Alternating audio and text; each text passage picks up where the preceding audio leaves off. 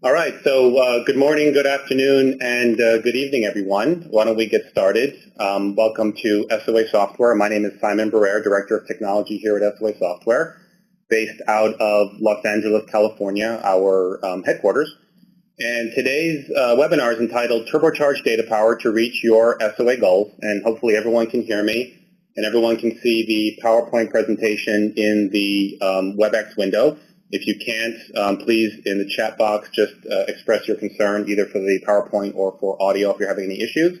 But hopefully everyone can hear and see just fine.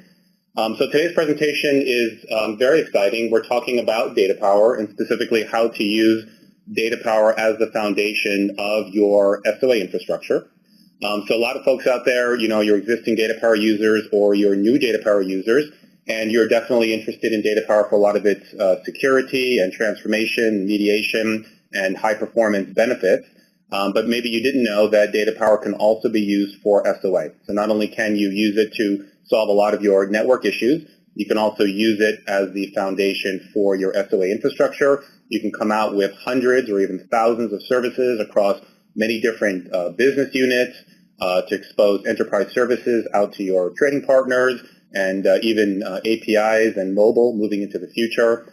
So there are a huge number of things that you can do with DataPower if you have the right tooling in place. And we're going to spend the bulk of this hour convincing you that DataPower is a optimal platform for SOA. And if you have the right tooling in place, and we're going to show you some of those tools, you can be very successful with DataPower and SOA. Just a quick note before we dive in. We do want to try and keep the line quiet, so if you wouldn't mind muting your phone, making sure that there's no background noise. But if you do have a question, please do unmute your line. Let's keep this interactive. Please just, raise questions and thoughts as you please. You can also raise things in the chat window, and we can address things then as well and at the end of the presentation. So we just want to keep a high-quality presentation, but we also want all of your input. So please do chime in at any point if you're interested. And I believe that the lines have been muted across the board. I believe you just press #6 to unmute your particular line on the WebEx so that you can actually talk and we can address your questions. So with that, why don't we dive in? And agenda-wise, we're just going to spend half a minute on SOA Software, just to let you know about us. Then we're going to talk quickly about the requirements for SOA when you're using DataPower. What are some of the things that you need to think about to ensure your SOA solution is very high quality? And then we're going to talk about how you can turbocharge DataPower. How can you add the tooling required to make DataPower the perfect platform for SOA? And then the bulk of today is actually going to be a live demo. We have a very exciting demo queued up. We have live DataPower appliances and some of our tooling in place, and we're going to show you some very cool and sophisticated use cases that you can use to bring SOA to your DataPower infrastructure. And then finally, we will close.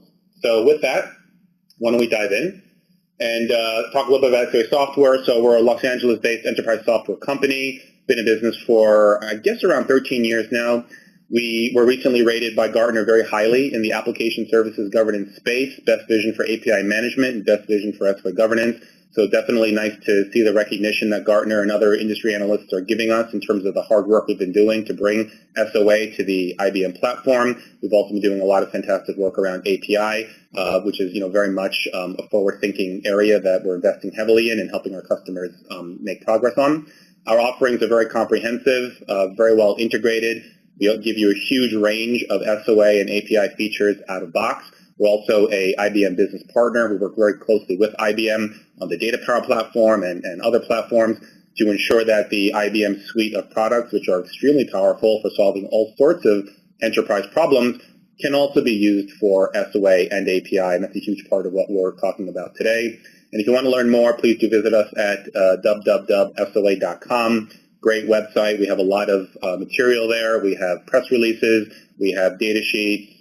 We have white papers. A lot of good information around DataPower, around APIs and SOA and IBM and all the different areas that we engage in. So definitely a great place to spend some time. So that's SOA Software. Why don't we dive in and start talking about DataPower, because this is the key interest for today. And specifically, let's talk about what it takes to bring DataPower into a SOA environment. So fundamentally, the goal here is to be able to use DataPower for a large-scale SOA environment. And so what that means is you want to refactor your back-end infrastructure, all the different applications and services. Perhaps they run on mainframe, perhaps they run on WebSphere MQ or WebSphere. You want to be able to make those available. You want to make those available to your internal users, to external business partners, to trading partners, to mobile and cloud, to make sure that iPhone and Android and other mobile apps can access your back-end resources. So that's overall the goal, and it means that you want to come out with tens or hundreds or even thousands of different services owned by a large number of people, all built according to agreed upon standards within the company in terms of security and best practices and so forth. So that's a really large goal, and it's a really important goal because if you can come out with a SOA program like that, you'll have huge benefits in terms of time to market, in terms of cleaning up your infrastructure, in terms of cost savings, in terms of reducing lack of reuse, and making sure that your infrastructure can be reused by the largest number of people. So there's a huge, huge win for turning your environment into an SOA environment, and DataPower can be and play a huge role in doing that. And you can see some of the requirements here, some of the things you have to think about before you go down the road of trying to be successful with DataPower on an SOA platform. And you can see some of the bullets here. One of the key ones is service lifecycle. So you want to be able to control all the aspects of your DataPower service, not just the creation of it, but every aspect from planning all the way through to deploying it out to DataPower and managing it and maintaining it, troubleshooting it and operating it, and then finally retiring it at some point in the future. So the topic of service lifecycle is extremely important. Automation is also a hugely important area. You want to make sure that you're not spending all your time trying to do all this management, trying to deploy all these services. It takes a lot of effort. A lot of it's very much repeated effort. A lot of it requires a lot of accuracy, which we humans are not so good at, but computer systems and software systems are good at. The more you automate, the more that you can spend time working with the business on high-quality issues. You can work on architectural concerns. You can work on planning out the future and helping the business to succeed. There's no good reason for you guys to sit in front of DataPower keyboards all day trying to get services to work. So automation is a huge, huge part of an SOA platform for DataPower. Scalability is also very key here. You want to make sure that what you can do for one business unit, you can do for 10. What you can do on one DataPower appliance, you can do on 100. Most importantly, what you can do with one service, you can do with 1,000. So on paper, it's fairly easy to plan out how you're going to use DataPower on its own to build out SOA services for one service. It's not that difficult to do, and you can sit down and spend a day or a couple of days coming out with a service and talking about the workflow and so forth. When you scale that to 2, maybe things will work. When you scale it to 5, things start getting a little difficult. But certainly when you scale it to 50 or 100 or 1,000, you start feeling the weight. All of these services need to be deployed and managed and controlled in a similar way.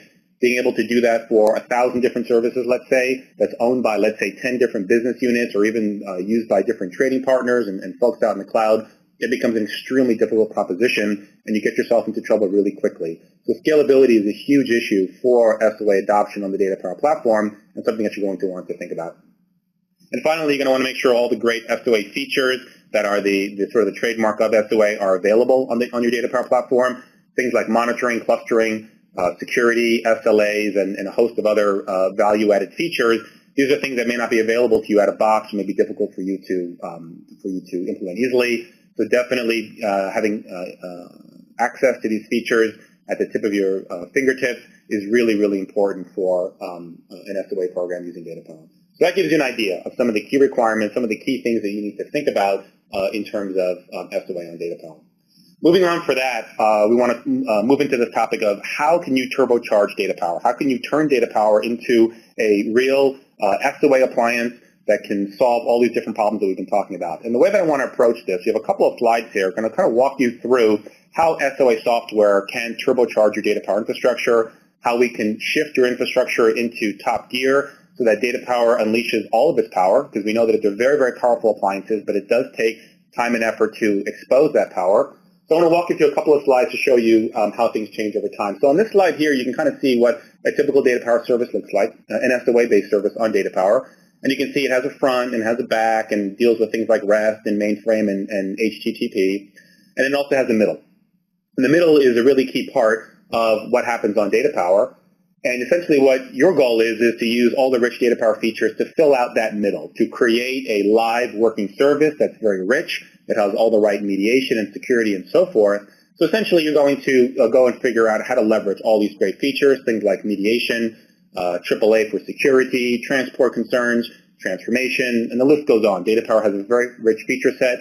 This is why you purchase DataPower, or this is why you're considering purchasing DataPower. So you want to bring all that rich feature set to bear on your DataPower service.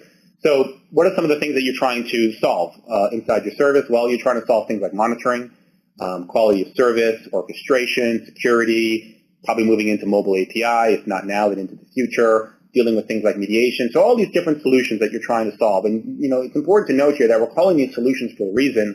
This is not drag and drop. There's no place to drag and drop a security solution onto your service from DataPower. You need to design this. You need to build this. You need to, bring the right objects and configurations to bear in DataPower to make this work. And it's not trivial at all. For any of you who have hand-built DataPower services in the past, it takes time. You have to plan, you have to design, you have to troubleshoot, and then you have to roll that out across the board. So there's quite a bit of effort involved here. And fundamentally in red, you can see kind of, what that action looks like. You're essentially making connections between the DataPower feature set and all the different solutions that you're trying to come out with. And we draw these lines in red on purpose because it is a very challenging part. It's something that you pretty much don't want to be involved in when you need to scale out to 100 services across 10 different business units. It's really not a mode that can scale into the future. It's not cost effective. It's not according to enterprise standards and so forth. So these red hours, they're a bit troublesome. You can get your services to work, but why would you if you have a better way to do this?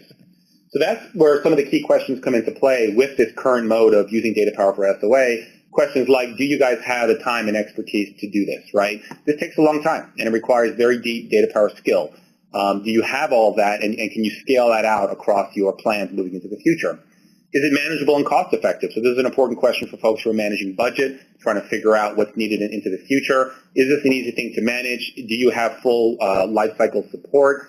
Is it cost effective, or is it going to cost you a lot of money per service to actually get the service out and then maintain it? And then, of course, the scalability part. We talked in depth about that. I think you guys will all agree that, for a lot of these questions, the answer is basically no. It's not. You don't really have the time, and you don't have enough expertise within your organizations to roll this out across, let's say 500 different services. It's not particularly manageable, and it is fairly expensive, and it is difficult to maintain over time as you need to make changes to any of these solutions inside of any of these services, and it definitely doesn't scale. So definitely there are some challenges with this current setup. So let's take a second stab and see how we can change this picture to redress some of these open concerns. We have the DataPower feature set, which you guys are using today. Why don't we layer on top of that the SOA Software feature set, which you can see at the top. And fundamentally what we do is we leave your picture intact, we just make it better. So what we're doing with the SOA Software feature set is we're adding higher level constructs to your DataPower infrastructure, things like service lifecycle, which we talked about, things like policy-driven approach to services, automation, which we talked about, SOA and API features, which we talked about, and management. So all these important higher level features that you're absolutely going to need to run your SOA infrastructure, we can add as a feature set on top of DataPower. So same great DataPower, but we're adding these new feature sets on top.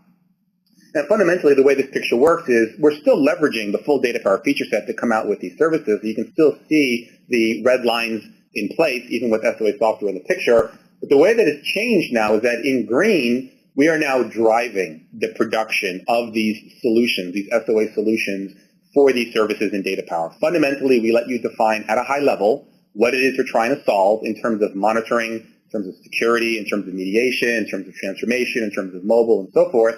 You tell us what you're trying to solve at a high level. We make it work on DataPower. And this allows you to scale greatly. This allows you to automate. This allows you to use DataPower as an SOA solution across your entire infrastructure.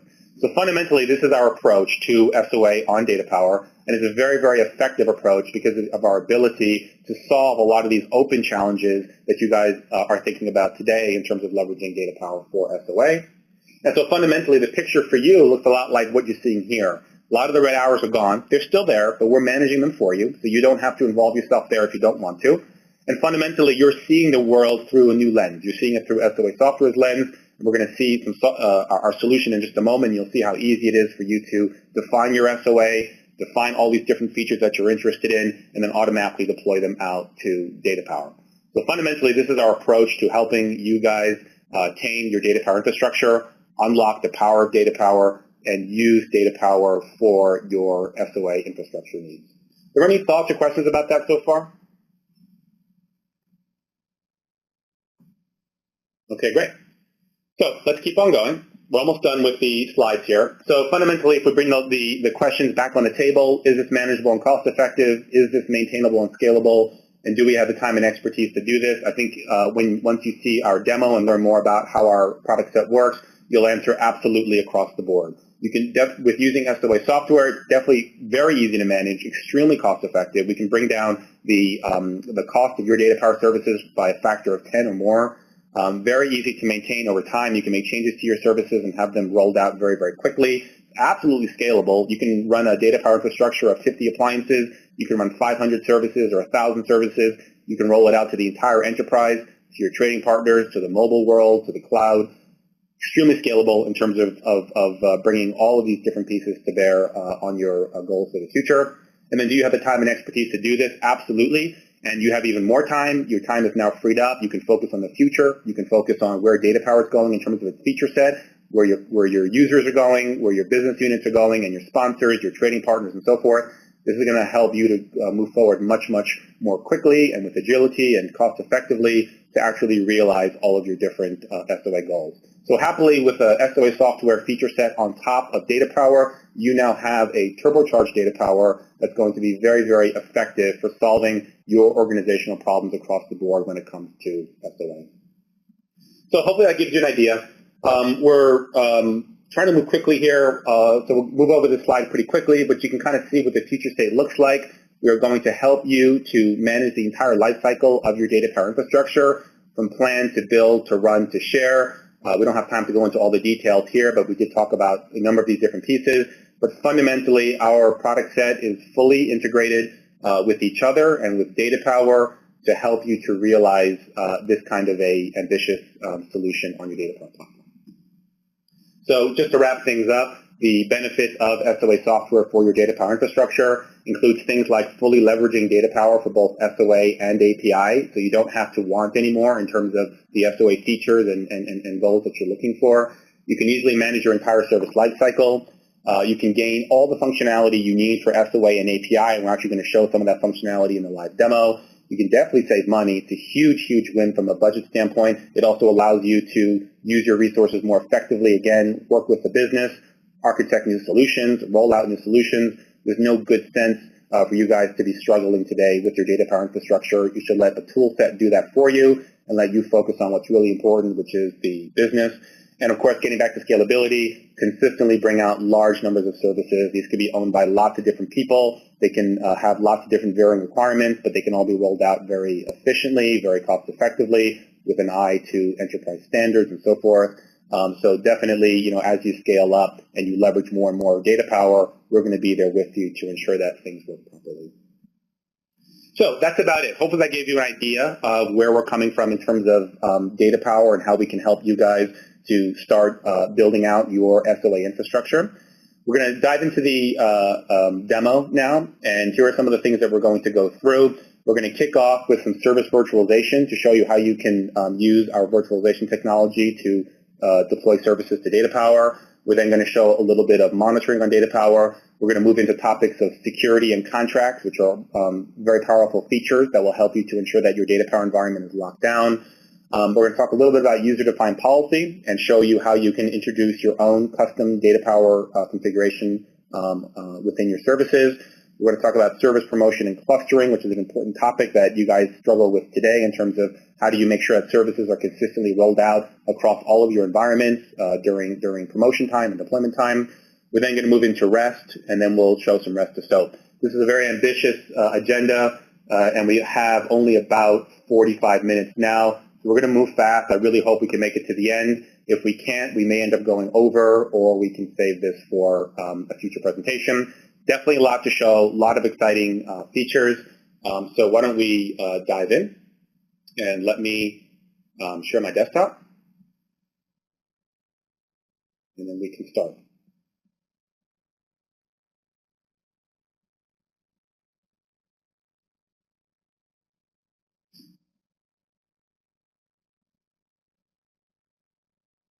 Give me a moment to fix my screen here. Okay, so hopefully everyone can see my screen. If you can't see it, let me know.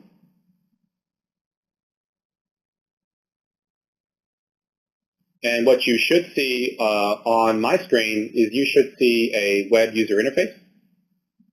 And this is the interface that we're going to be using extensively over the next 45 minutes or so. So what you're seeing here is our Policy Manager product.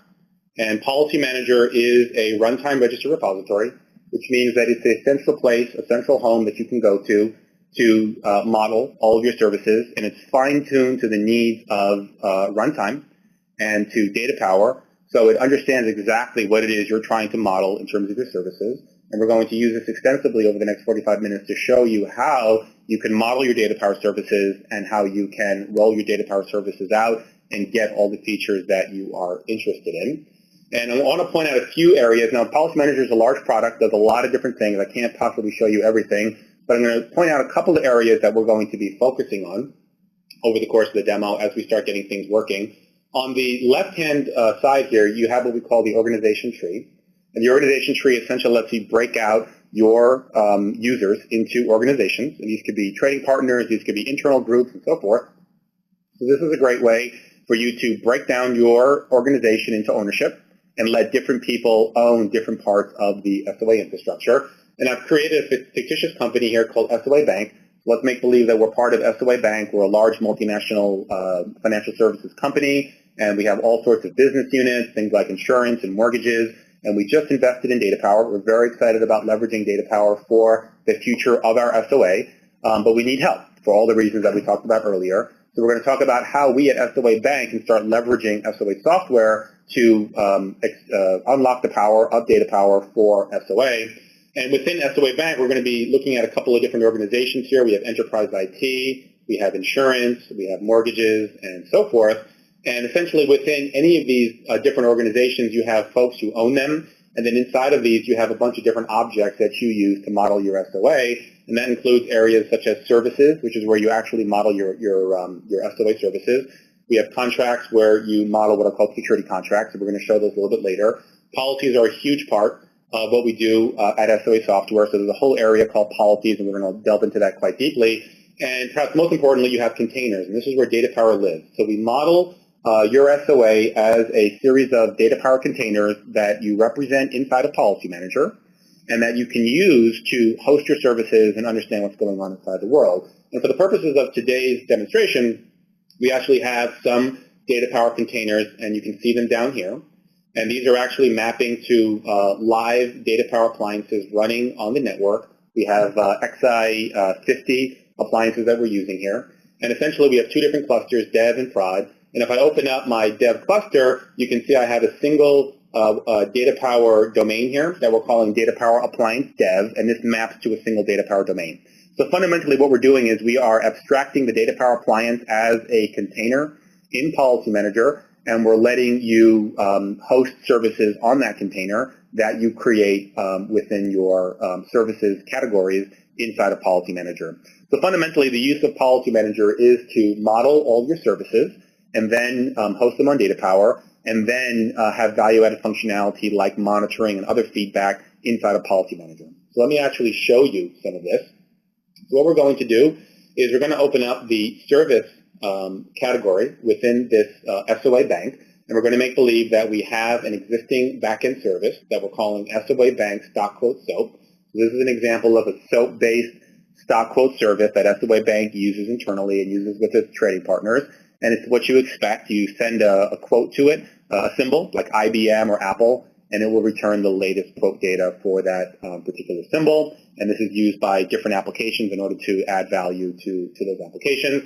And this is what we call a physical service, which means that it runs on the back end. This is not a DataPower service. This is a back-end service. This could run on the mainframe. This could run on WebSphere MQ. This could run in WebSphere Application Server or a variety of different application servers. So wherever it runs, we represent it as a physical service. Fundamentally, what we want to do now is we want to use DataPower to expose this service. We want DataPower to do things like security and transformation and so forth. So what I want to do is I want to do something called service virtualization. Policy Manager has first-class support for this notion. The idea of a virtual service is a service that doesn't have an implementation, and it runs in a gateway like DataPower.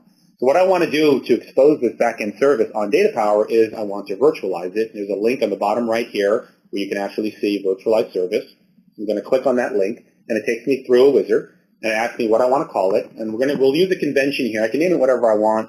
We'll use a convention here. I'll put a DP at the end of every service that is hosted or intended to be hosted on DataPower. So I give it a name, click Next.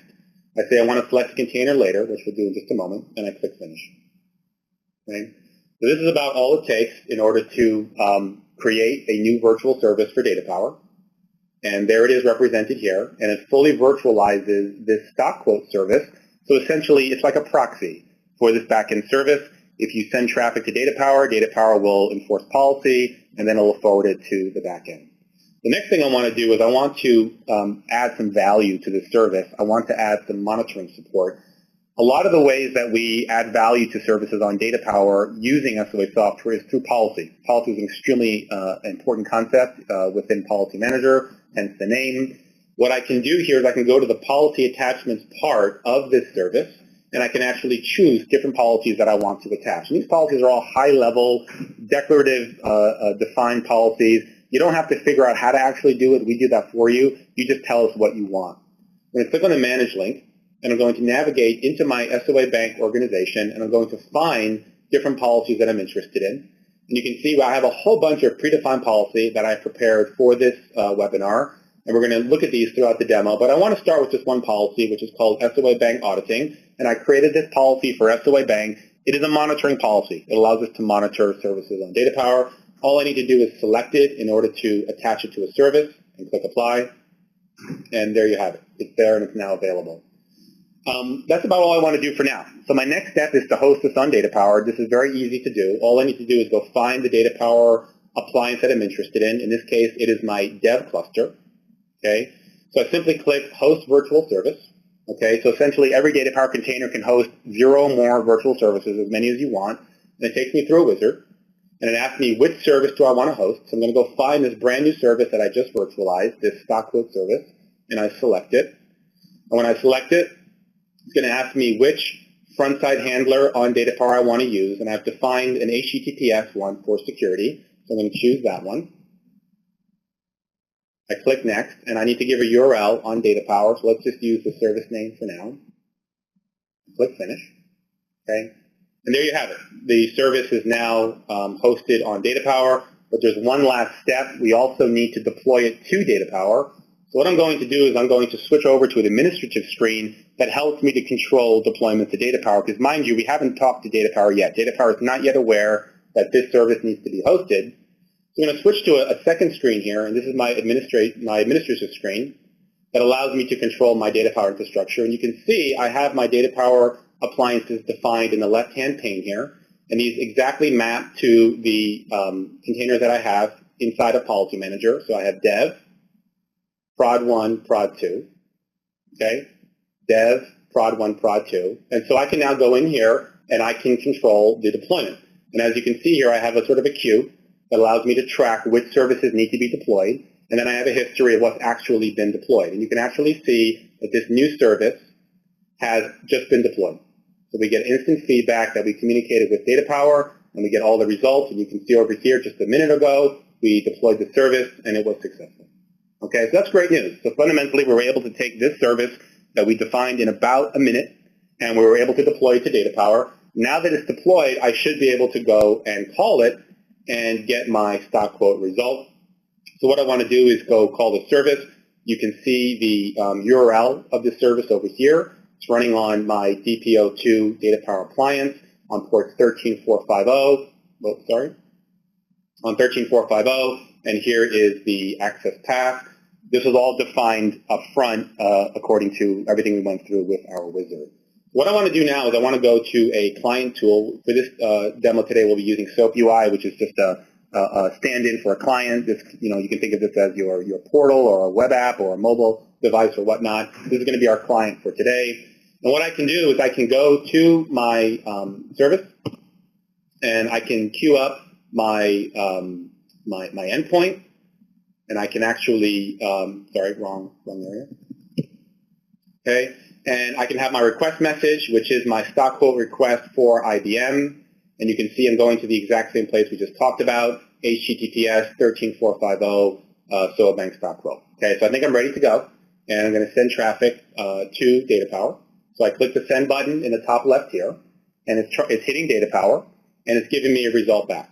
The result back that I'm getting is a fault, which means that DataPower does not like this transaction. So what I want to do is point out something. When it comes to faults on DataPower, our monitoring solution allows you to very easily track what's going on. Because we're having a fault here, I want to go back to Policy Manager, click on my service, and I want to click on the Monitoring tab in the top right here. When I click on the Monitoring tab, I have a section called Alerts, and Alerts will give me a list of everything that's been happening on DataPower recently. So we actually collect live feedback from DataPower, and we store it for you so that you can view this in one centralized location. It doesn't matter if you have one appliance or 50 or 100.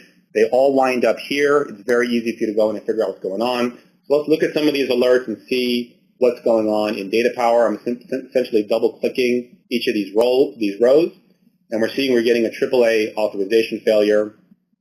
Let me keep on clicking, and I think I know what's going on. We are getting feedback that what's called contract authorization is failing on DataPower. DataPower is saying, I can't let this go through because contracts are failing. This is a good opportunity to talk a little bit about contracts. In Policy Manager, every service has to have a contract. A contract is an agreement between a client and a service that says the client can indeed access the service. So it's a very powerful security construct. If you don't have a client, if you don't have a contract, you don't get to call DataPower. So that's fundamentally the problem that we're having here.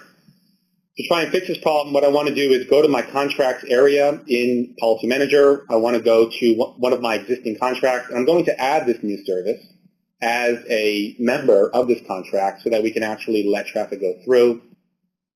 And what I want to do is I want to manage contract scope, and I want to go select the service, which is this new service I just created on DataPower, to be a service that's a part of this contract, with the idea that if it's a part of this contract, now DataPower can finally let the traffic go through. So I click Apply, and I click Activate for my contract, and so now my service is a part of a contract. So what I want to do now is go back to my SOAP UI and try a second time, and there you go. I get a result now.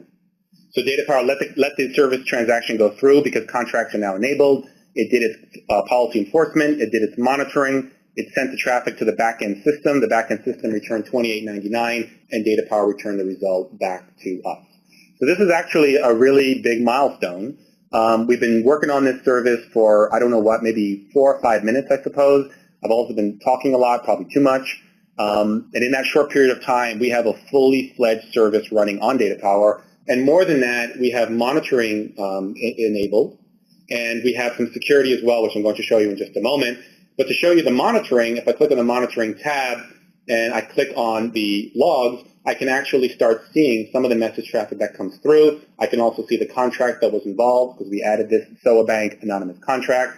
If I double click on my logs, I can actually see a lot of information about each transaction that goes through DataPower.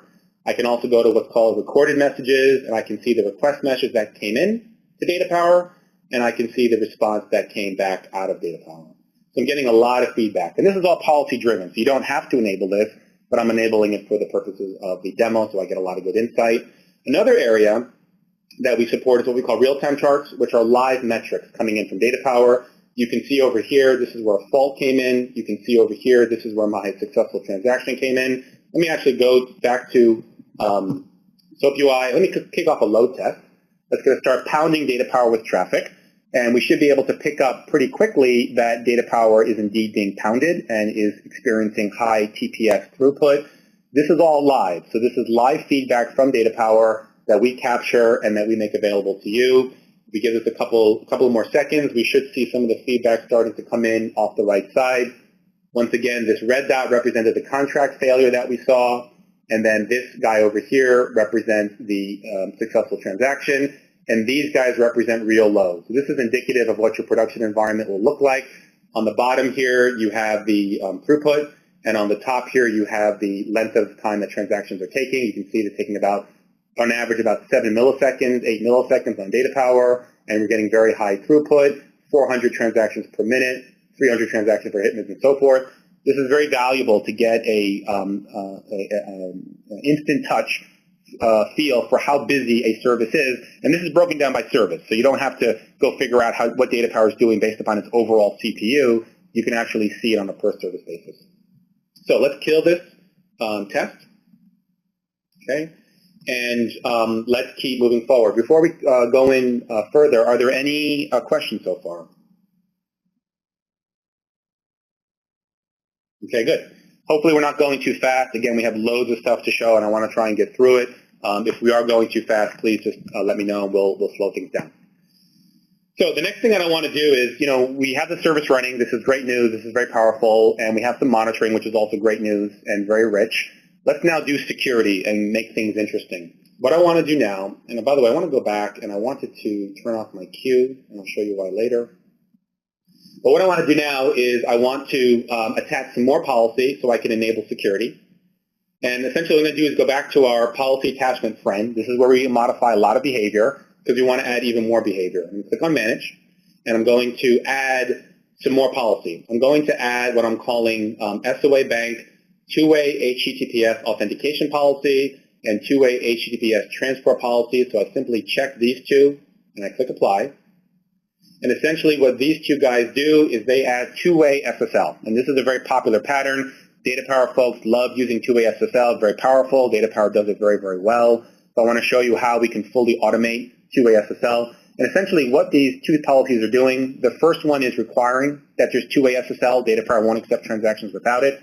The second is actually authenticating and validating the certificate from the client that goes through to ensure that it's a valid user.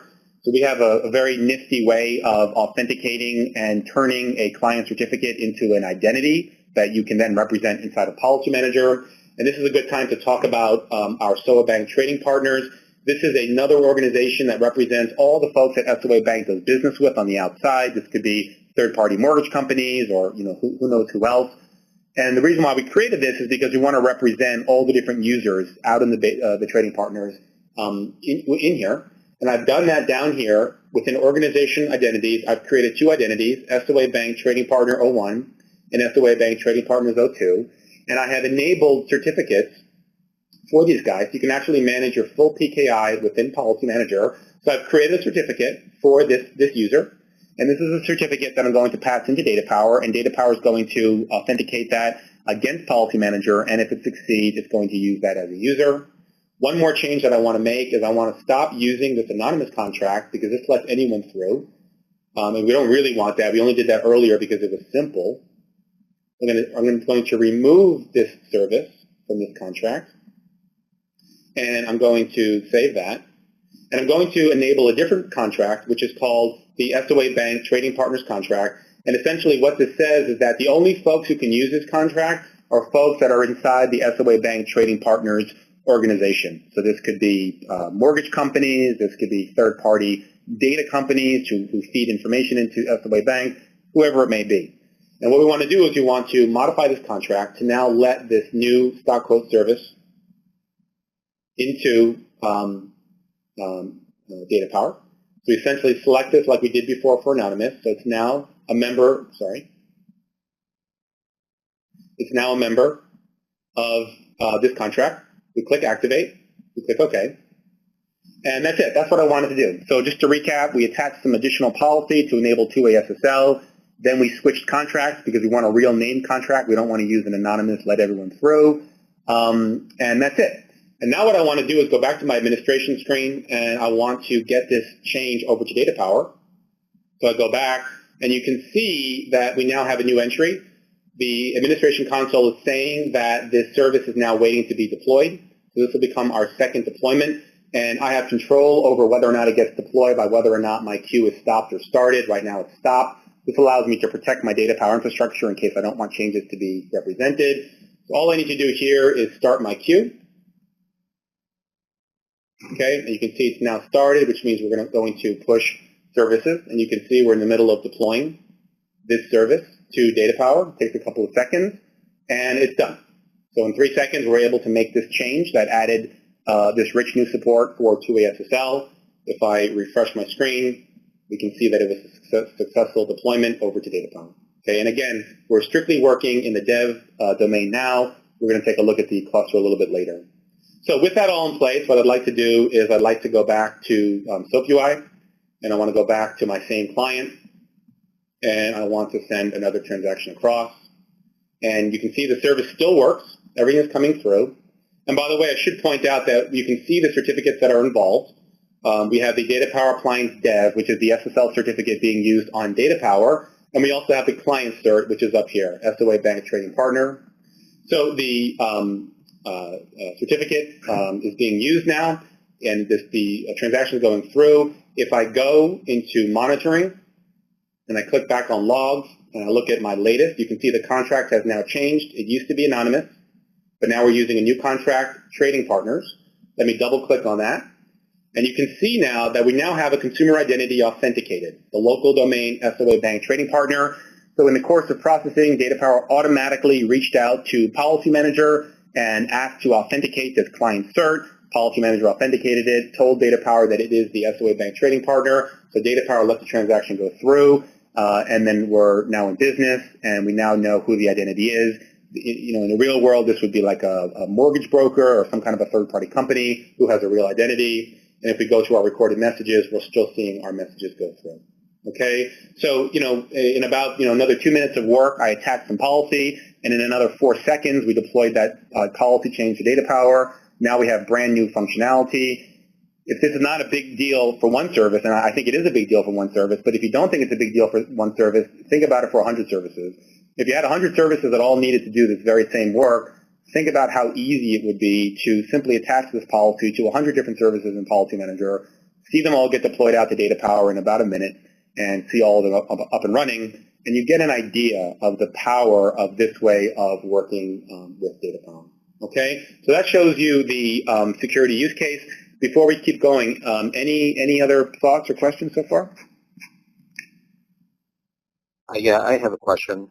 This is Chris Kalamopoulos from HCSC. I just want some clarification. The demo you're doing is an XI50. Are there any other add-ons installed, or are these additional modules that were purchased, or are these native features to the appliance? Great question. Excellent question. So this is all native. So there's no additional installation. In order to get everything that you're seeing up and running required essentially no work and no changes to DataPower. You simply need to provision a new domain and set the security user. Everything else is handled through the solution. And that's a very important question. It's a very important point because we're doing the same things that you would do natively. So if you go back to the slide that we were showing earlier, we're not changing DataPower. We're not doing things that you wouldn't already do. We're just making it better because we're automating it and we're adding all these new features. So if you were to go and inspect everything that we've deployed to DataPower, you would recognize it. You would say, oh yeah, I see how they're doing it. They're doing it the same way that I would do it. So yeah, definitely a very key point. We leverage the very same stuff that you do, and we leverage the very same IBM best practices to make all of our features work so that you're assured that you're having the very highest quality solution on DataPower. Does that make sense? Thank you. Yes, thank you. Good question. All right, so why don't we keep going? The next thing I want to do is I want to talk about deployment, promotion, and I want to talk about clustering. And we're going to do this very, very quickly because we don't have a lot of time. But let's make believe that we're in love with this new service. It's very powerful. There's everything that we want. It's great. But we're in a dev environment. We now need to get this out to production. And normally the process of getting services from dev out to production on DataPower can be a little bit trying depending upon what kinds of tools you use for it. And I want to show you that there's an easier way for you to very easily get your services up and make it very, very fast and make it very, very efficient and make it also very, very accurate. So everything that we proved out in dev should be operational very quickly in production. So let's go through the process of actually deploying this very same service out to our production cluster. And for the cluster, we're going to use the second container I talked about earlier. It's this prod cluster on the bottom. And this prod cluster contains 2 different DataPower domains. Before, we just had one in dev because we didn't need the high availability. But now we're going to have 2. Okay? And I want to show you how easy it is to take this very same service with everything that we've been doing so far and get it running on the new cluster. Now, to be 100% precise, this is not exactly the way you would do this in Policy Manager in a real environment. In a real environment, you would actually have a different Policy Manager environment. But other than that, this is very close to what your experience would be. I'm using a single policy manager environment just to keep the demo simple. Okay? So to make this work, all I want to do is click on my cluster, and I want to click Host Virtual Service. And I'm going to go find this new service that we just created and we've been having so much success with in dev. I click Next. I want to choose the front-side handler on the cluster. Click Next. I want to put a context path. We'll use the very same context path that we used for dev, although you could have changed this if you wanted to. And that's about it. Believe it or not, that's all that it takes to get your service from dev to production. And of course, we have one more step. We do need to allow this to go through. So what I want to do is go back to my admin view, and I want to go to my prod, and you can see that we are now deploying the service out to the first production cluster, and it looks like it's done, which is great. I'll refresh, it's done. So in 4 seconds, we got it out to production. If I go to 2, it looks like we just did the same thing. This was even quicker. This took 3 seconds. Okay? And if I refresh, I can see that it was successful, and it's ready to go. It doesn't get any easier than that. I can't paint a clearer picture of how much fun you will have with SOA software when you can utilize features like this. Although I might put my foot in my mouth because we still have to make sure the service actually works in production. So why don't we give it a try? And in production, the URL access is very much the same. It's just that it's running on different ports. My prod 1 is running on 13.451, and my prod 2 is running on 13.452. So let's go and see if the service is actually running. So let's actually rerun dev just to make sure dev is still running. And it looks like it is. I'm getting back my 2899. And let's go to 451, which is prod 1. And let's run that.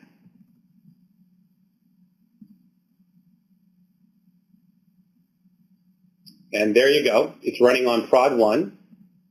And let's go to prod 2, 13.452. And let's run that. There you go.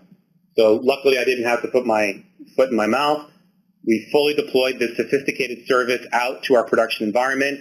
It's working 100% as well as dev was working. We also made whatever fix-up we needed to make in terms of addresses and any other details.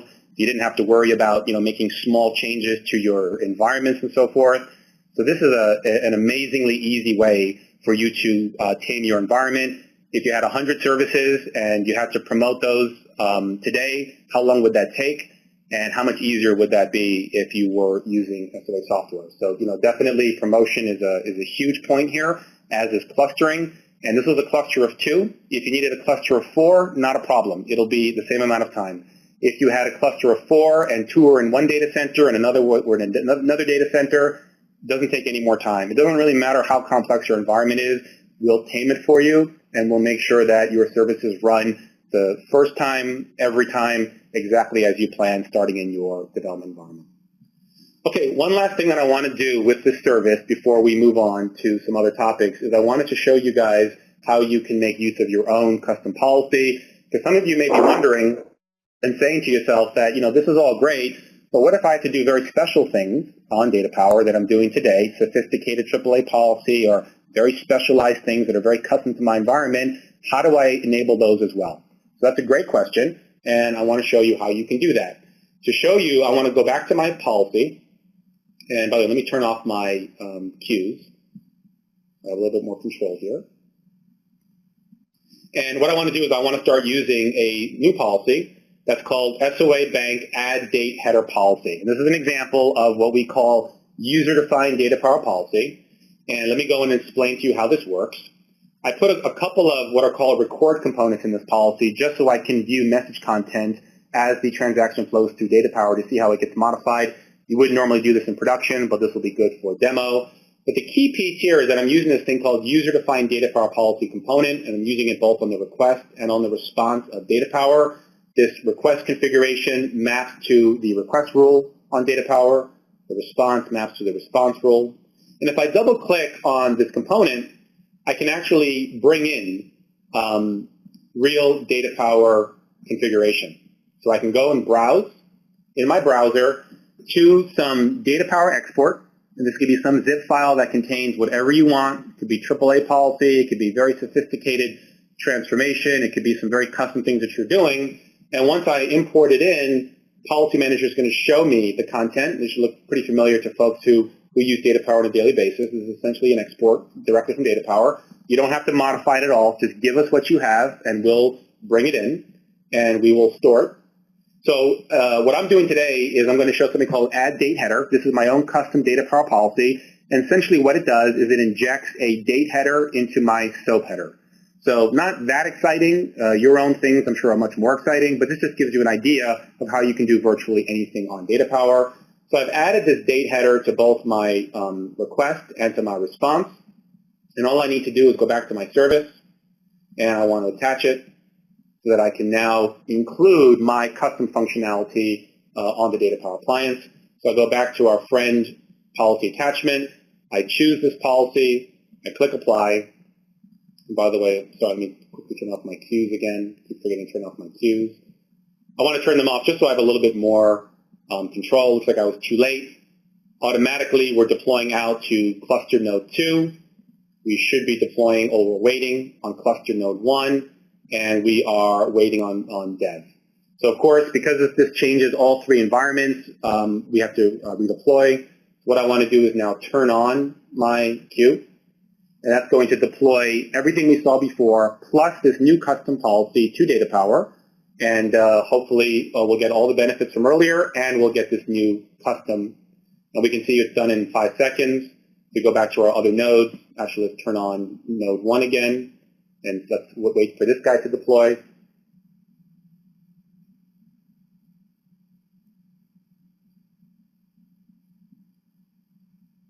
And if we check node 2, we see that he's done. So essentially, all 3 guys are done. Okay?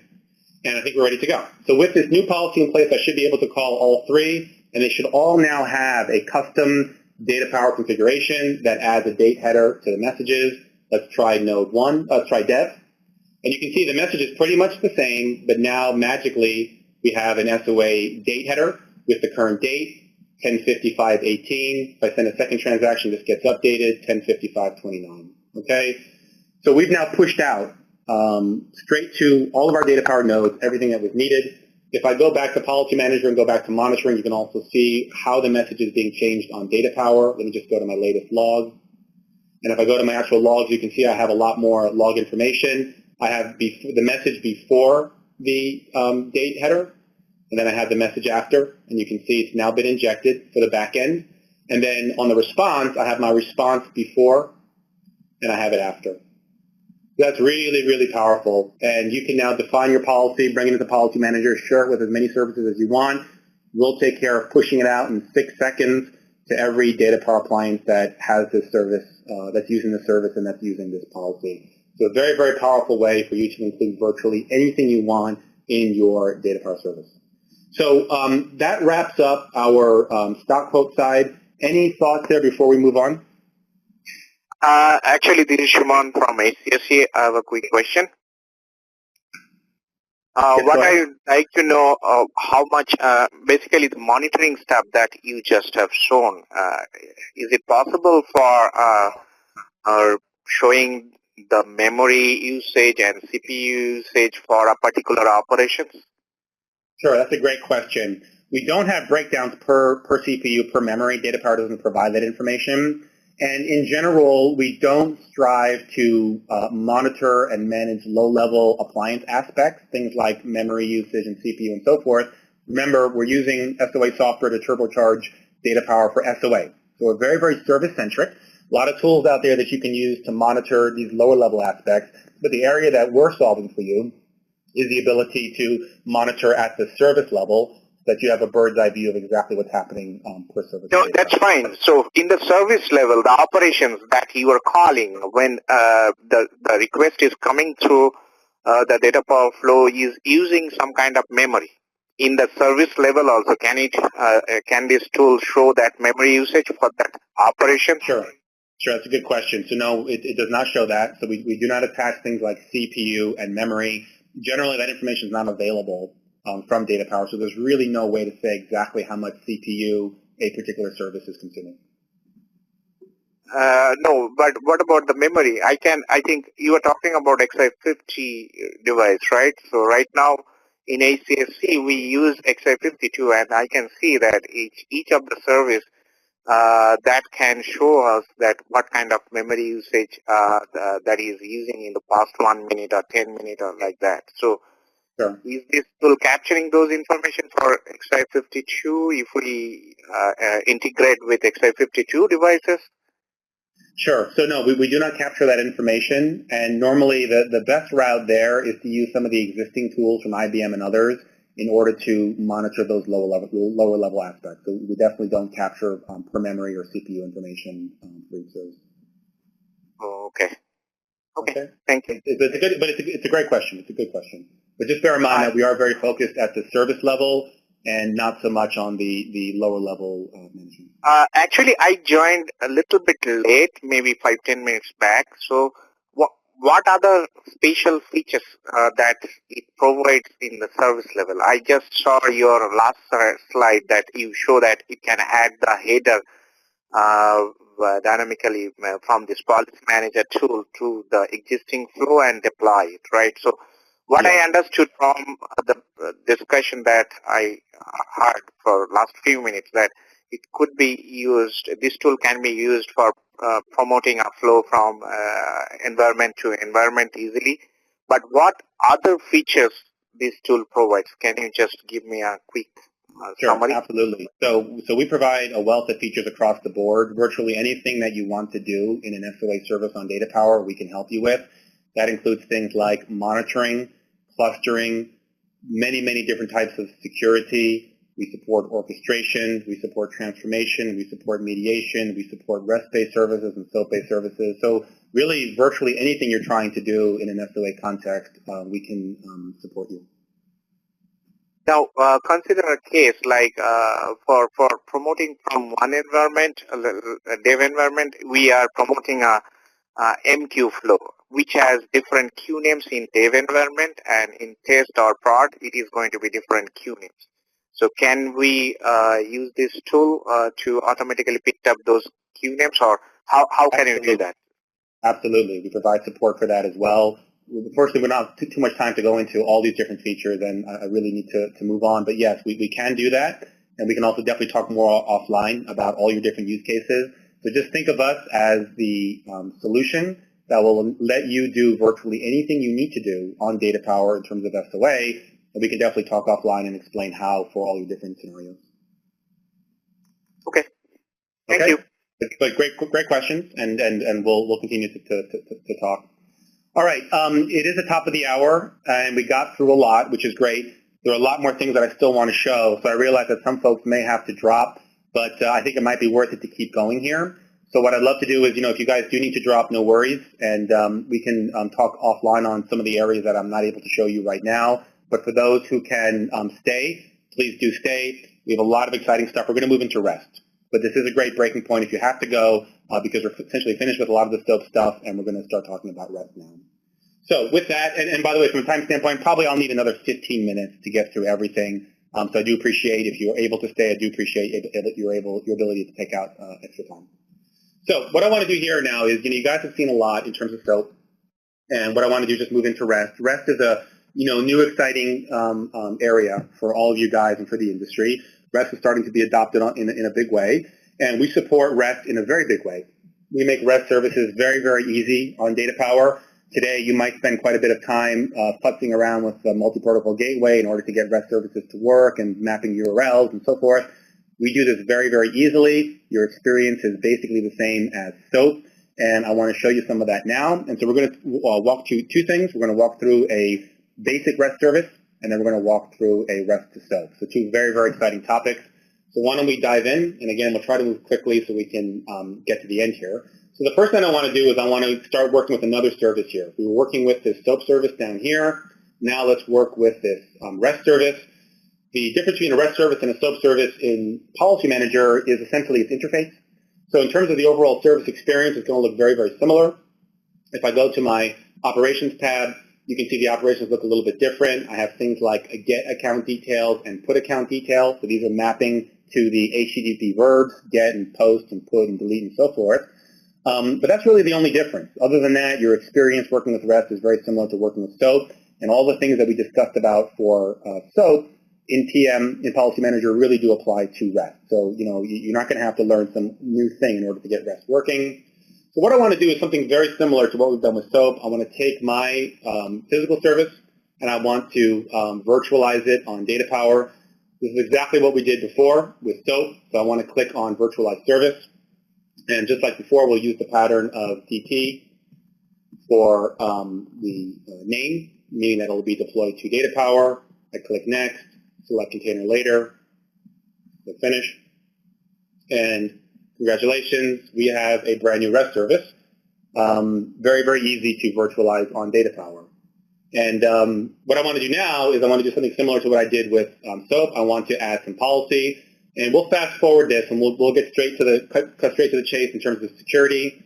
I want to add some REST-based security. So I want to add basic auth, which is a very popular security for REST. So I'm going to add a REST basic auth policy and a transport policy. I also want to add our friend auditing. And bear in mind, it's the very same policy as for SOAP. So again, the reuse here is amazing. Once you get a policy working and you like it and it works, you can roll it out to the entire enterprise. You don't have to go and recreate things multiple times, and you can describe it very, very simply. So I click Apply. And I know I haven't shown you policy before. Let me quickly show you what a policy looks like. Let's go to SOA Bank Auditing, for example. This is an example of a auditing policy. You can see you don't have to figure out how to make auditing work. You just have to tell us what you want. I can go in and I can modify this screen, and I can make changes to how I want auditing to work. And this is how all of our policy works. It's declarative. You don't have to solve the problems. You just have to say how you want us to solve the problem. Okay? So getting back to my REST service, I have my different policies attached now. And my next step, as you can imagine, is to deploy. So let's go find the DataPower appliance that I want to go to. I want to go to Dev. So I go to Dev, and I go to Hosted Services, and I click on Host Service. This is my second service. I choose Services. I choose REST, because we already hosted our SOAP service. And we're going to deploy REST to a different front-side handler. We're going to put it on 13460. Let's choose that guy. Okay, click Next. And again, we'll just use the service name as the context path. You don't have to do that, but let's do it. Click Finish. Okay, and there you go. We are the proud new parents of a REST service. Let's go back to our administrative console, and let's approve the deployment to DataPower. So I'm going to go back to my dev, and you can see this brand new service is now waiting to be deployed. I'm sorry, actually it's being deployed. I keep forgetting to turn off my queue. So there you go. 4 seconds later, we are the proud new parents of a REST service running on DataPower, but we're not quite done yet. Let's actually cross our fingers, and let's hope that it actually works. One last thing that I want to do is I want to add a contract. Remember, need to use contracts. Let's make it a part of the same contract we used last time for SOAP. So let's choose this REST service for REST, just like we did for SOAP. And let's approve it. And the way this works, by the way, is this is using basic auth, so it's requiring the client to pass in username and password. And once again, we're going to make use of SOA Bank trading partners, our identities down here, to authenticate the user. So essentially with basic auth, you have to pass in credentials. We're going to choose to pass in these credentials here, and then contract authorize these credentials. So with that, we're now deployed. Let's go back to SOAP UI, and let's switch gears to our REST service. And you can see the URL that I'm using here. It's an HTTP GET, and I'm using 13460, which is our REST port on DataPower. And then the way this works is you simply do a GET on account/account ID, in this case 12345, and that becomes the basis of the REST request. There's no body here like SOAP because this is a GET on a REST. So let's send this through to DataPower. Let's see what we get back. And we get back a REST response, which is fantastic. And if you can see the content type here is JSON. So I configured this to use JSON. So we fully support JSON on DataPower. And you can actually see the response from my back end. I'm getting account information. The ID is 123456. Here are some details. You can actually see it a little bit nicer in the JSON view. But fundamentally, the service is working, which is fantastic. And of course, we had all the same benefits as the SOAP service. We had the contracts, we had the monitoring, we had the security. So let's go to our service and let's go check out monitoring. I'm sorry, of course, we also have real-time charts. You can see the transaction coming through. Alerts will be functional. So far, DataPower is happy, so no alerts. We go to logs. We have one log on the get account details. Double-click. You can see who was authenticated, that same user. The bank trading partner, that was based on the basic auth. We go to recorded messages. We can see the request message, which is an XML version of the get. And you can see the response message, which is the JSON from the backend. So here we are, once again, 5 minutes later, we have a fully functional REST service running. It's got security. It supports JSON. It supports the backend and so forth. So, essentially across the board, we're getting a fully functional service. I could then promote this out to my production service, and I'll have a fully operational service in production as well. So this shows you how easy it is. A lot of different features that I'd love to show you in addition to this on REST, but we are a bit out of time. But that gives you an idea of our support for REST-based services. Now you can go out and deploy 100 REST-based services very, very easily and ensure that they're all going to work very, very consistently. Any thoughts on that before we move on to our final piece? All right, great. About 5 more minutes. Thanks for your patience, and we'll close things up. So the final piece I want to do is actually my favorite, and I'm really crossing my fingers that this is all going to work because this is a complex use case. We're going to do a REST to SOAP. So imagine you have a large back end. You have hundreds of SOAP services. In the brave new world of mobile and new standards, you want to expose those as REST. You want to do it on DataPower. You want all the security and the monitoring and everything else. But that's challenging to do. Luckily, SOA Software offers REST to SOAP out of box. So you can take any backend SOAP service and you can easily expose it as a REST service. I'm going to show you how to do that. And a good SOAP service for us to expose is the very same SOA Bank stock quote service that we exposed earlier in the presentation. It could be any SOAP service, but this is not a bad one to start with because we already know it speaks SOAP, and we already know that we want to convert it to REST. So how do we do that? Pretty easy. I'm going to create a new virtual service, and this time I'm going to model it on my own, and I'm going to choose an existing WSDL that models this, this interface. So in this case, it's going to be this SOA Bank stock quote REST service. So I click Open, and I click Next, and it asks for a name. And let's use the same naming standard, DP, for data, because this is a DataPower service. We're not virtualizing an existing service. We're creating it from scratch. Click Next. Select Container Later, as usual. Click Finish. So we have a brand new virtual service. Now, because we didn't virtualize any other service, this guy has no backend. So we need to give it a backend, and that's very easy to do. I'm going to go to my operations. And this operation has get stock quote, as you can expect, but this is a JSON response. This is not SOAP.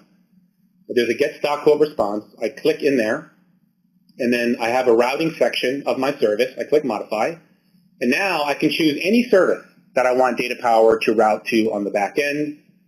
We're going to choose the stock quote service, as we discussed earlier. It makes sense. That's our one backend SOAP service. Click Next. We choose the actual operation that we want to route to. We want to route to get stock quote. Click Next. Click Finish. And now we are routing to our back end.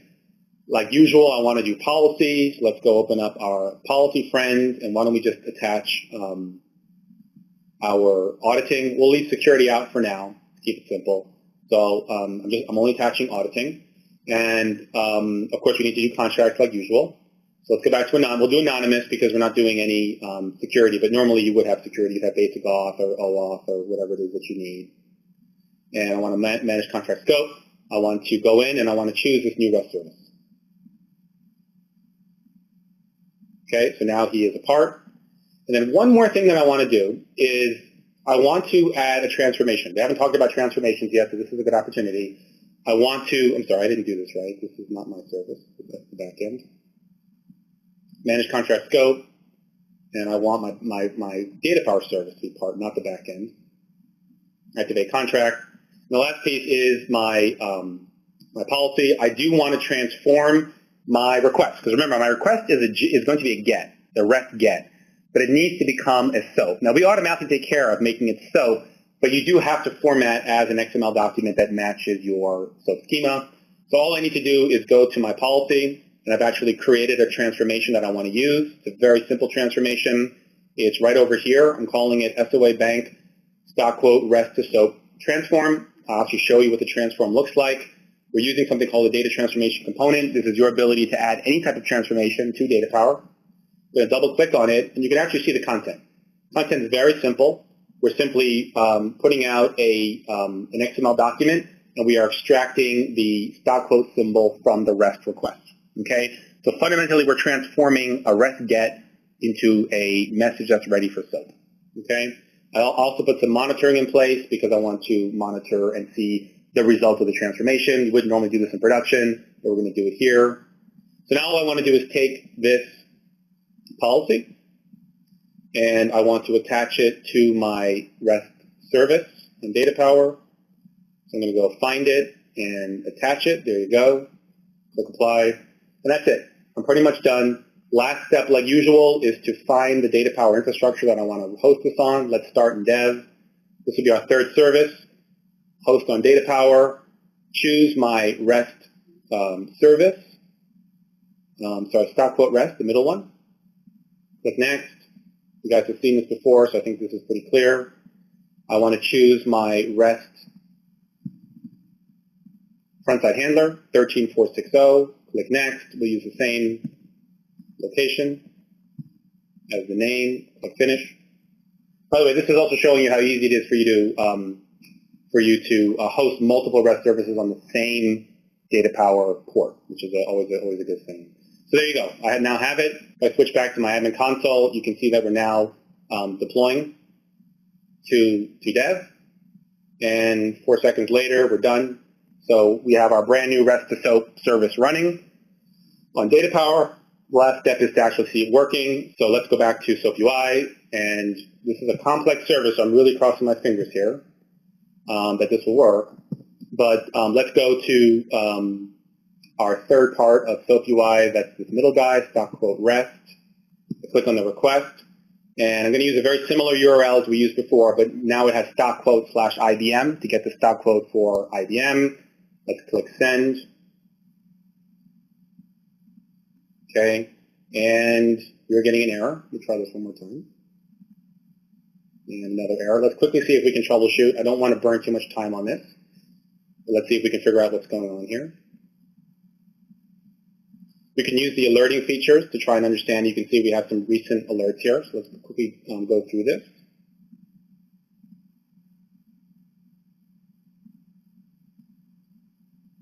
AAA authorization.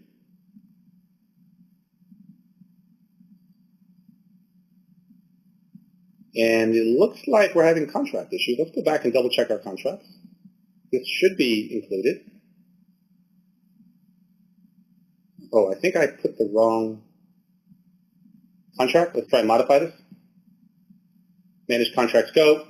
And we want to put our stock quote REST. Sorry, wrong service. This is the third time now I have to make these mistakes here. So let's put the right service in so that contracts will succeed for this service.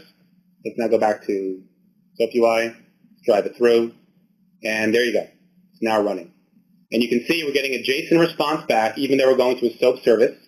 If I put it in a nice view, you can see we're getting stock quote response and the actual value. So we've automatically transformed the SOAP message into JSON, which is really pretty amazing. And if we go back to the service and we look at monitoring, you can see how the service is changing inside DataPower in order to mediate with the back end. Let me make sure I keep my services straight. Stock quote REST, yep.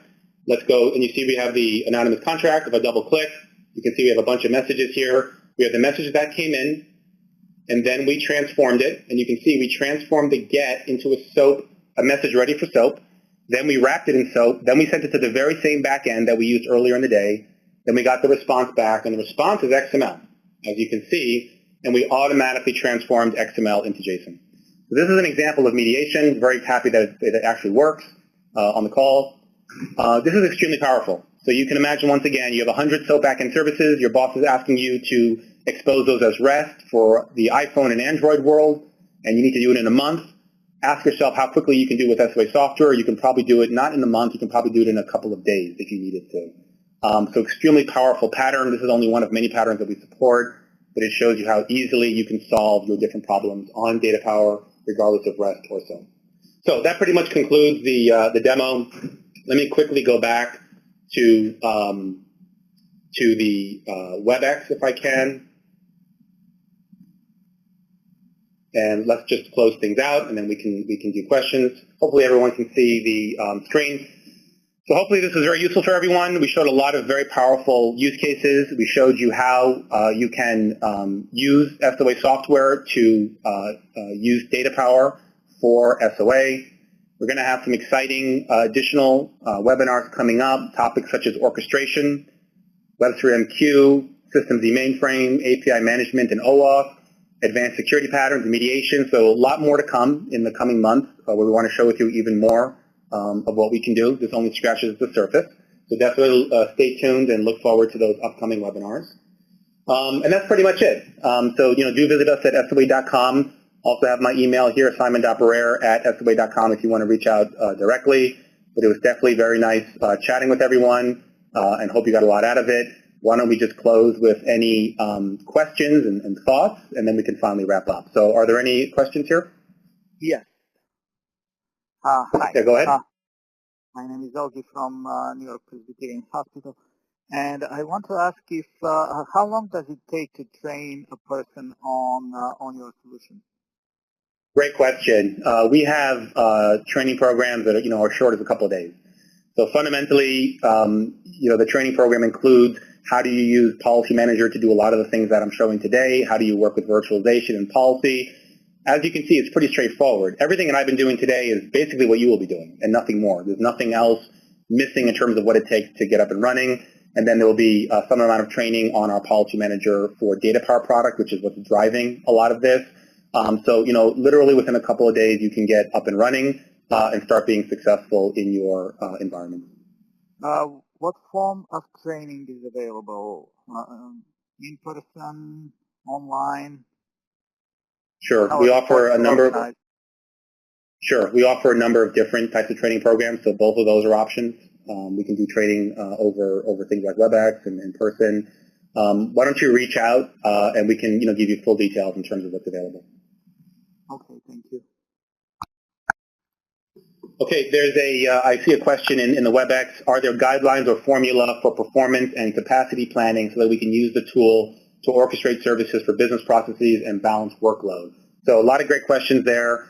In terms of performance and capacity planning, definitely, you need to make sure that DataPower is up to snuff in terms of what you're planning to do. So that's, very much a DataPower thing, and I'm sure you've already gotten good at understanding how to make sure that DataPower performs and can reach capacity. Again, we're using native DataPower here, so you're not going to see anything very different from what you already do today. So definitely on the DataPower side, it's very familiar to you. In terms of SOA software, we offer full performance and capacity support, so we can support any kind of workload that you guys are dealing with. In terms of orchestrating services, that's going to be a subject of an upcoming topic. We actually support orchestration. It's very sophisticated and very powerful in terms of what you can do. In terms of balancing workload, we support all types of support there. We can use DataPower to balance a backend system. We can cluster. We have a lot of different aspects that we support in terms of making sure that your environment is going to support everything that you're trying to do.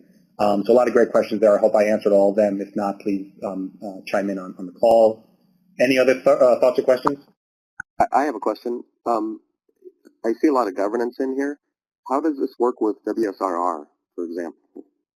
Great question. So you have a number of different options with WSRR. WSRR is good for governance of essentially areas outside of runtime. So WSRR can be leveraged in order to create a catalog of those services that you want. So we can include WSRR as part of the full lifecycle. We actually didn't talk about lifecycle very much on the call at all, and that's an entire topic unto itself. We provide full lifecycle support from end to end. So if you are using WSRR, let's talk, and we can explain in detail about how we normally approach that. But overall, the message is that we do support full lifecycle across the board. Okay, thank you. Okay, another question in the WebEx. Can we deploy the service to DataPower in the particular domain in DataPower? The answer is yes. You can deploy anywhere you want. You choose which part of your DataPower infrastructure you want your services hosted on and which domains. You have full control over that, and you can make sure that you are targeting exactly where you want. You can even move services very easily. If you're on domain 1, you need to move it to domain 2, not a problem. You can do that in about 5 minutes. Hopefully that answers the question. Next question on the WebEx is how much is the software? Please do contact us. We can share with you the license details. Depends upon how large your environment is and so forth. So do contact us and we can help you understand pricing and licensing. Next question, the monitoring functionality is enabled in the DataPower or the SOA software. Great question. It's in both. We teach DataPower how to monitor, and we build that into the solution, and we also integrate it directly with SOA Software's product set. So it's fully built into everything. We fully integrate it. It's ready to use out of box. There's no additional effort on your part whatsoever to get monitoring up and running, and it's going to work the first time, every time, because it's fully automated.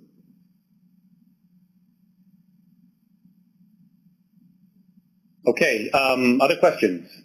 These are all really, really good questions. So with DataPower patterns that they've come out with in version 6, doesn't that ease some of the pain that you're easing as well? It's a great question. We get asked that a lot by DataPower customers, trying to put together plans for the future. I mean, the pattern feature, it's a powerful feature. It's a good introduction. It's not trying to do what we do. Fundamentally, what we do is we remove the burden of lifecycle management and service creation and service maintenance and service policy and so forth. We give you automated tooling that does everything out of box. The patterns is a useful way for you to take some existing services and sort of turn them into templates and then use those to clone and so forth. You still have to create the services. If you go to the deck that we had earlier, you still have to figure out how to solve the different problems around monitoring and so forth.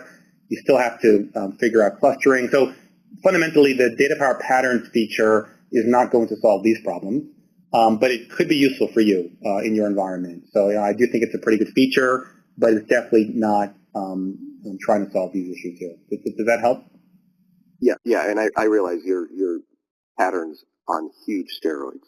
I mean, it's more than absolutely catching on to that. Absolutely. Thank you. Right. So just think about it again. You have 100 services that you need to deploy on DataPower across 50 DataPower appliances. Going through the demo today, you can imagine how quickly you can do that. Just kind of do the comparison with an out-of-box DataPower solution. We actually have cost-benefit models that we can share with you that kind of compare what it would be like today, how you do things today, and then with SOA software. Literally, it's a factor of 10 to 100 in terms of how much we can improve your environment. So yeah, steroids is not a bad term to use. Thank you. Okay, I have a few more on the WebEx. Let me go through these. The first question is there any predefined policies available in the SOA software? The answer is yes. We ship with out-of-box policies, but bear in mind that all of our policies, in a sense, are predefined because the basic structure of all policies is there, things like monitoring and security. So you're simply customizing them. You are parameterizing them for a particular use case. So they're all there. You can also extend Policy Manager with additional policy. So the short answer is there's a lot out of box. Everything that we saw today, you can fundamentally get up and running immediately out of box in terms of policy. You can also add more later. Hopefully that answers that question. Next question is when will you make the slides available? So yeah, we can definitely reach out and try to make these slides available to you guys. I believe we're also recording this, so we can make the recording available. Next question is, do you integrate with WSO2 governance registry? Will the software work with WSO2? So we don't have specific support for WSO2. Again, we have a full lifecycle solution. So we can handle the entire lifecycle from cradle to grave, all the way from planning your services to getting them on DataPower and then retiring them. With that said, there might be opportunities to have different components in WSO2 work within our environment. But fundamentally, in terms of what we offer, we will automate and give you a full solution across the board. Next question, we saw monitoring capabilities. Is your solution also suited to keep historical data and perform statistics? Great questions. We store everything in a standardized relational databases of your choice. Oracle, SQL Server, DB2, and so forth. You can use standard relational tools to mine that data. We'll store it as long as you want. In fact, you store it as long as you want. You only purge data if you want to. So yes, that data is all absolutely available. And in terms of roll-ups, we do roll-ups out of box. So we can actually say that over the last month, a particular service on DataPower experienced its peak performance, peak throughput at a certain time, and so forth. So definitely, we do metrics and roll-ups. And you can do your own data mining in the future. You can offload that off your Oracle database and into a data warehouse, and you can do whatever you want with it. So we offer very, very sophisticated support for monitoring. Okay, let's keep going. Next question. The transformation you used in demo has to be developed in DataPower. Answer is no. It's not a bad idea to develop it in DataPower if you have very specific DataPower functionality. So if you're making use of native DataPower features, you probably want to develop it in DataPower. But we take any XSLT. You can give us out-of-box, straight XSLT, put it into Policy Manager, and we will add it to your services. So it's definitely your choice in terms of how you want to do that. Another question, how about using different front-end handlers? Absolutely. You can have as many as you want. You can have 5 or 10 or 15, and we support HTTP, HTTPS, MQ. So we have very, very rich support. You can model where your services get deployed to any which way you like. So definitely a lot of different features here. Okay, next question. Examples of the types of policies that can be implemented using Policy Manager and some example custom policies. So yeah, we kind of touched on this earlier. Out of box, we offer enough to solve most of your problems. It's a matter of taking our policy and customizing it for a particular use case, and that's what we showed today. Moving forward, you can also generate new policies and so forth, but definitely, we have enough out of box to solve a very, very large number of use cases. It may well be that we can solve all of your use cases using out of box, but of course we're extensible, so you can easily add. And do bear in mind that, policy authoring is very, very simple. There's no development, there's no coding, nothing like that. So even if you do develop your own pieces, it's very, very quick. It doesn't take a lot to develop all the policies that we showed today in the demo. Okay, moving on from there. Is there any link or document white paper for the product? Absolutely. Please go to www.soa.com. We have data sheets. We have white papers. We have a landing page for DataPower, so we have some great material there. And of course, you can also reach out to us if you have even more specific questions about the solution. All right, looks like that's it for questions in the WebEx. Any other questions on the line?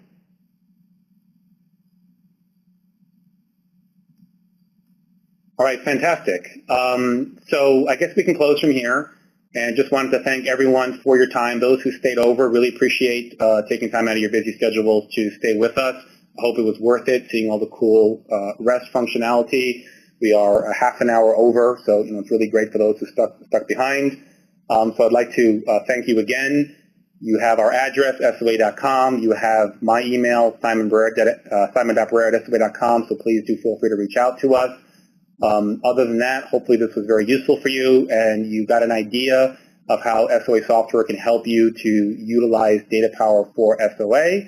And we are recording this, so I believe, I'm not sure on this, but I believe we're going to make this available to you afterwards, and we can also try and make the deck available to you afterwards as well. So with that, thank you all again, and we'll be talking shortly. Thank you.